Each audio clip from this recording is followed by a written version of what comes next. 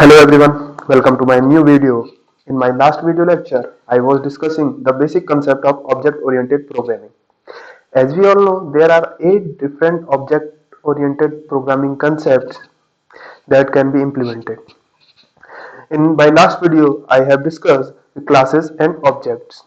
In this video, we will discuss what is data abstraction and what is data encapsulation.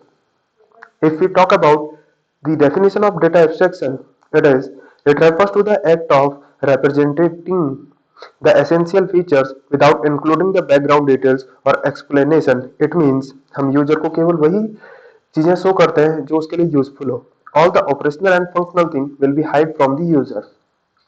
इसका benefit होता है कि हम जब भी अपनी क्लास में अगर कोई इम्प्लीमेंटेशन को चेंज करना चाहें या उसमें कुछ मॉडिफिकेशन करना चाहें तो हम without affecting the user we can change it. It also helps to increase the security.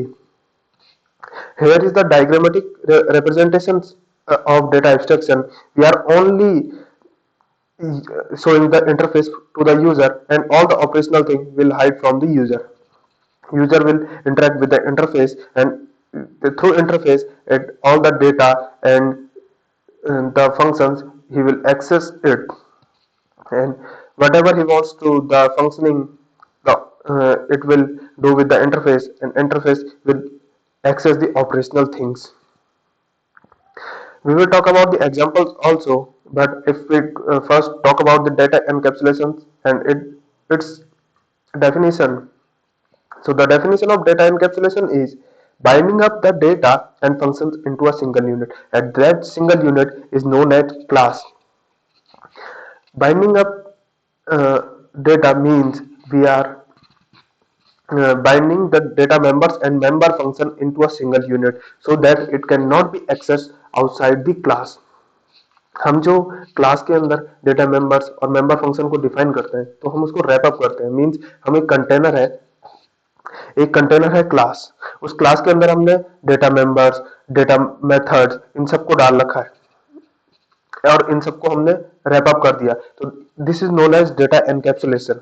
Data encapsulation का यूज होता है कि अगर हम किसी यूनिट के अंदर अपने डेटा को एनकैप्सुलेट कर सके या मेथड्स को एनकैप्सुलेट कर सके तो हम उसको रीयूजेबिलिटी बढ़ा सकते हैं. मींस हम डायरेक्ट इस कंटेनर को यूज कर सकते हैं किसी दूसरे प्रोग्राम में या दूसरे मेथड फंक्शन में. इससे हमारी कोड की रीयूजेबिलिटी बढ़ती है और हमें अगर कभी भी कुछ चेंज करना हो क्लास में या अपनी फंक्शनिंग को अपडेट करना हो तो हम केवल एक कंटेनर को चेंज करेंगे और वो हर जगह इफेक्ट कर लेगा. मींस जहां जहां भी हमने उसका यूज किया होगा उसमें वो डायरेक्टली रिफ्लेक्ट कर जाएगा. डेटा एनकैप्सुलेशन इसलिए भी यूज होता है कि इससे डेटा कोडिंग लाइंस भी छोटी हो जाती है बिकॉज हम डायरेक्टली एक्सेस कर सकते हैं किसी एक क्लास को जिसमें पहले से कोड रिटर्न है. जैसे कि हम जावा में इंटीजर क्लास या फ्लोट क्लास को यूज करते हैं वैसे ये these are the containers. The other factor of data encapsulation is functions are the interface between data and objects. जो भी क्लास के अंदर डेटा होगा वो हम डायरेक्टली एक्सेस नहीं कर पाएंगे ऑब्जेक्ट के थ्रू अगर हमने उसे प्राइवेट मेंबर डिफाइन किया होगा. There are 3 access identifiers private, public and protected. हम इन्हें डिस्कस करेंगे बट लेटर वीडियोस में. अगर हमने किसी भी डेटा मेंबर या मेंबर फंक्शन को प्राइवेट डिक्लेयर कर रखा है तो हम डायरेक्टली ऑब्जेक्ट की हेल्प से उसे एक्सेस नहीं कर सकते. हमें उसे क्लास के अंदर डिफाइन किसी ऐसे पब्लिक मेंबर फंक्शन का यूज करना होगा जो उस डेटा को एक्सेस कर सकता है. So here function means only the public functions, and most probably we always define the function as public member because these are the interface between objects and functions. By creating an object of same class we can access the function of the class, and using those functions we can access the data. It improves the security, and data is not accessible outside the class. Only the function of that class can access them. So if we talk about the example of data encapsulation, we are binding up the data in a single class. This is the example. क्या हमने class student के अंदर roll number, name और 2 functions gate data और put data को encapsulate कर रखा है. जब भी हम किसी ऑब्जेक्ट को क्रिएट करेंगे जो कि स्टूडेंट टाइप का होगा उसके अंदर वो एक्सेस कर सकता है गेट डेटा और पुट डेटा फंक्शंस को, because these are defined as a public. By default class के अंदर कोई भी वेरिएबल हो या फंक्शन हो वो प्राइवेट होता है। उसके लिए हमें एक्सेस, अगर हमें उसे पब्लिक बनाना है तो उसके लिए हमें एक्सेस आइडेंटिफायर का यूज करना पड़ेगा, पब्लिक और उसके बाद कोलन। तो दिस इज डेटा एनकैप्सुलेशन। हम इस क्लास को किसी फंक्शन में यूज कर सकते हैं, जैसे हमने मेन में यूज किया है स्टूडेंट S1, और अगर हम क्लास में कोई भी चेंज करें तो ये यहाँ भी रिफ्लेक्ट करेगा S1। अगर सपोज दैट हम यहाँ एक फंक्शन और बढ़ा दें वॉइड एडिशन, तो अगर हमने क्लास के अंदर वर्ड एडिशन बढ़ाया तो S1 एडिशन को भी एक्सेस कर पाएगा।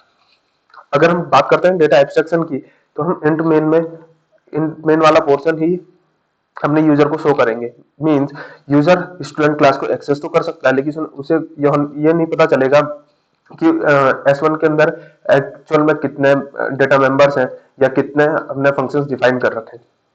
वो केवल एक्सेस कर सकता है गेट डेटा और पुट डेटा फंक्शंस को, और अपने वेरिएबल वैल्यूज को पैरामीटर के थ्रू भेज सकता है, और इन वैल्यूज के साथ क्या ऑपरेशंस, क्या फंक्शनिंग क्लास के अंदर हो रही है उसे कुछ भी पता नहीं चलेगा। वो डायरेक्टली रिजल्ट अपना पुट डेटा से शो कर सकता है।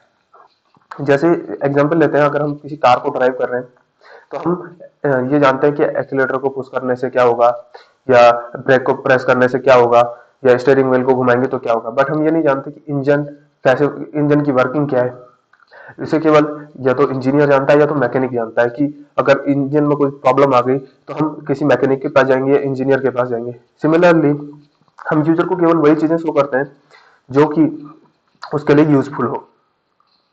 इसका बेनिफिट यही है कि ये इसकी सिक्योरिटी को इंक्रीज कर देता है, और implementation with in a class without affecting the user. User को पता ही नहीं चलता कि हमने ऑपरेशनल थिंग में क्या चेंज किया, और उसे सेम इंटरफेस हमेशा अवेलेबल रहेगा।